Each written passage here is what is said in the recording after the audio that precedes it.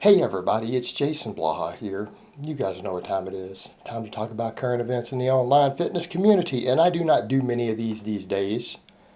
Mainly because I don't watch YouTube fitness. I haven't watched any YouTube fitness videos for the most part this year. I think I've watched maybe two in all of 2020. A bunch of people, and I'm talking other coaches, I've had power lifters, I've had clients of mine ask me to cover this. And here's the thing, guys. I don't mind covering some of these events, but number one, I don't want to watch other YouTube fitness videos. Number two, I'm not trying to pick fights. Okay, I'm not trying to jump in the middle of all this and create a fight with Jeff's fans. And here's what I want to say to Jeff's fans: you're going to come in, they're going to get upset. I'm just going to be objective. I'm not going to try to insult your guy. If he's your hero, you love what he does, that's your business, that's your right. And if you want to follow him, by all means, continue to do so. Right? It's not my place to tell you who to follow. It's not my place to tell you what your personal goals should be. Right? Just like if you come here and say, well, I would rather look like, it's irrelevant, because this is not a physique topic. This is not a physique channel. It's not what I do. It's not what we do here. And this actual topic itself is irrelevant. It's completely and utterly irrelevant to how attractive or aesthetic or sexy or anything that you think another man's body is. It has no relevance to how much weight they can lift on a bar. And I think even people who are fans of Jeff and they say, hey, well, I want to look like him. Okay, but you do understand, at least I would hope you would think on some level, that how good you think someone looks, isn't necessarily a factor in how much weight they can lift. Okay? Right? This shouldn't be hard to figure out, and that's fair.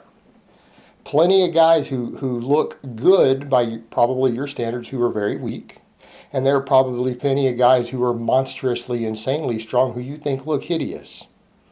That should be evidence alone that there's no real correlation there. So let's be objective. And I don't want to make this too much about me, other than here's what we'll say.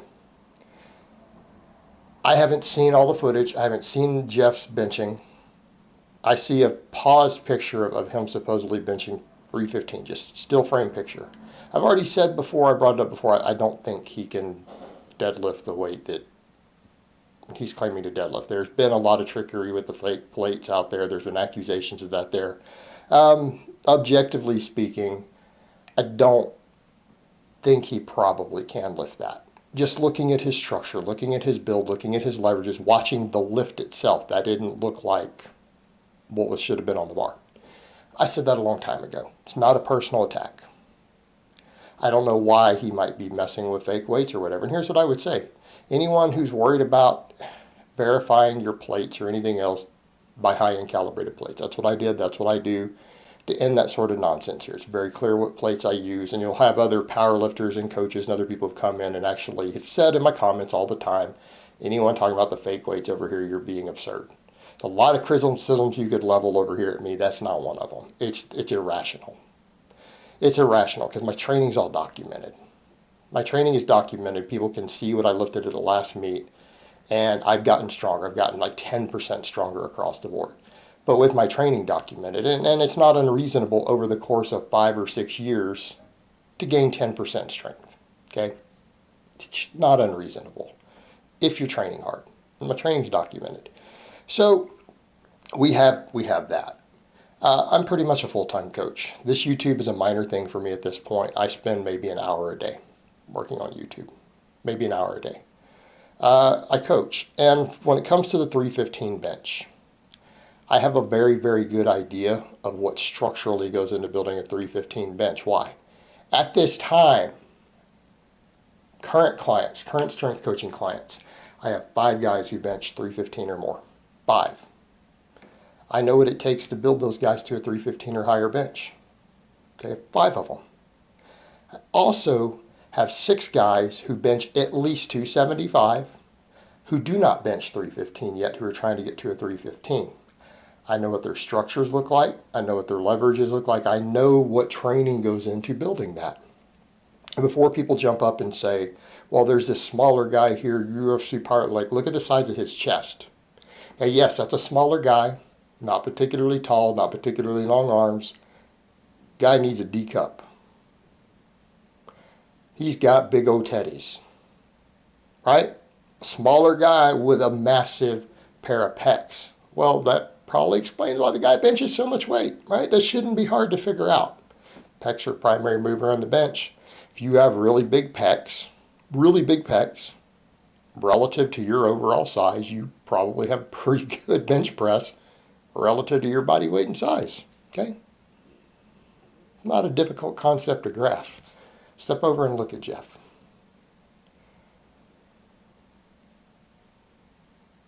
Very flat chested, very small pecs. His arm is more bicep than tricep. And I'm not saying biceps are not an important stabilizer to the bench, because they are. They can help. They're not a primary mover. Yes, definitely has some tricep. They're not monstrously big triceps. He has a small chest. His chest is a weakness relative to his musculature on his body. Right? The guy lacks quads, lacks pecs. Got a lot of bicep, right? Got good sized lats relative to his size. Go over and think about that. What is the guy good at? He's good at chin-ups. Okay? Strong at chin-ups. Guy's strong at chin-ups, does a ton of chin-ups. He has lats and biceps. That makes sense, right? Wouldn't you expect a guy who's really strong at chin-ups to have biceps and lats? I would. Not a surprise. No trickery involved there. But you come over and you look at the chest. He has no chest. It's very, very small. Now, other people are going to jump in. They're going to say, well, Grayson, he just doesn't have fat on his chest. You got a big fat chest. Fat chest increases your bench press. That's extremely well understood in powerlifting. You can eat your way to a bigger bench. Putting fat on your chest will increase your bench. It may usually make your deadlift a bit worse. So we kind of come back over to there's a price to pay. And getting too fat's bad for your health, bad for your athleticism, right? But it will make your bench go up. Gaining fat does not hurt your bench press. It increases your bench press. Losing fat usually makes your bench go down. Getting a really, really, really, really lean chest isn't good for your bench press. You're going to have to gain extra muscle to compensate. In other words, at the same amount of muscle mass on you, when you start losing fat all on your chest, you're going to have to gain extra muscle to bench the same weight usually. It changes your leverages. It puts you at a disadvantage. So when people point that out, it's like, well, he has a very lean chest. Well, he doesn't have a lot of chest muscle and he has a very lean chest. That is not a good combination to build a big bench, right? You're not helping your argument. So when I look at Jeff, I don't look at his structure and build and say that's a guy who can bench 315. I just don't. Again, look at my own lifters, and some of them are lean. Way leaner than me. Who I look at what they look like and their size and their structure, and some of them do have good genetics relative to Jeff. I don't see a 315 bencher. Like one of my guys right now, you'd be shocked. One of my dudes with one of the best physiques out of any of my lifters is just a hair under a 300 bench. Okay? And he has visible abs. He's got big pecs. But he's like a 295 bencher. Now, he can squat 450 and he can deadlift 550. But, longer arms. And the guy isn't quite lean, actually. Most of you would say he has an impressive physique. But we're still trying to crack that 315 bench. And he's bigger than Jeff. Okay? He's bigger than Jeff. Top to bottom. Has probably 15 to 20 pounds of muscle on Jeff. We haven't cracked the 315 benches. We're getting up there. It's going to happen. So again, I look at that and I don't see that. And the guy's body fat is irrelevant. People say, but he's really, really lean. It's like, but that doesn't help you lift more weight. Okay? Being really lean will help you with your Wilks score. It'll help you with relative strength to some extent, right? The amount of weight you lift relative to your body weight. Okay? Yeah, it can help there. But losing body fat usually makes you lose strength. Being really lean is not particularly useful for strength. And we have two lifts that we know when you gain fat go up. The squat and the bench press usually go up when you gain fat. The deadlift can go down. Okay, so your deadlift, if you start getting too fat, you'll lose a lot of weight off your deadlift. That's why when you look at a lot of the fatter guys in powerlifting, a lot of them start squatting as much or more than they deadlift. Whereas in leaner guys usually deadlift a lot more than they squat.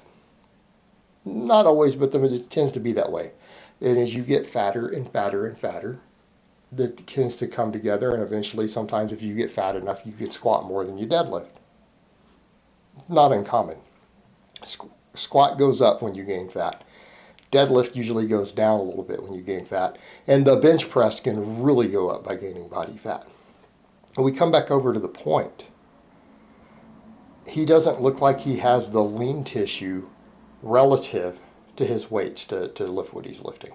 Okay, he just doesn't look like it. And I haven't seen the arguments of other channels. I haven't looked at their videos. I know multiple other big YouTubers who have bigger channels than me have even pointed this out, apparently have said, hey, you know, he's using fake weights, blah, blah, blah. And I'm not interested in their arguments. I'm simply going to answer from a strength coach perspective. Do I think Jeff structurally, muscularly, leverage, body weight, everything else, is he probably able to lift these lifts? And I'm going to say objectively, probably not. Pretty unlikely. And you can take that for what it's worth. And again, it has nothing to do with attacking him as a physical therapist. It has nothing to do with saying that, you know, he's not really lean and ripped or any of that, because he obviously is. It's just saying for me as a strength coach, strength is what I do. I build people to 315 benches. It's part of what I do and get paid to do. And I've had multiple people who I have coached from a high 200s bench to a 315 or higher. It's what I get paid to do. I know what it takes to build this in a lifter, right? I have a pretty good idea at this point. I don't see Jeff and say that's a guy who's benching 315. I don't see that's a guy who's deadlifting 500 for a double either. Just not what I see. And that's just, again, my professional opinion. Nothing more, nothing less. It has nothing to do with his character. I don't know what his motivations are. I don't know why he's done it, the context in which he's claimed to lift these weights. Don't care. Just being objective with what I know about his stats, what he says he weighs, estimating his body fat, looking at him, which is very, very, very low. But going off of his own stats of his height, his weight, looking at his leverages, his structure, his lean tissue, I don't think those lifts are what he is capable of doing. And take it for what it's worth. It's just an opinion, not a personal attack. Because I quite frankly don't care. I don't follow YouTube Fitness anymore. I don't watch any of it. I really don't care. But I've had multiple people, including coaches and actual clients of mine, say, hey, would you please cover this? Will you at least address it? All right, guys, but that's really all I have to say on that today. I hope it's been informative, and I will talk to you guys next time.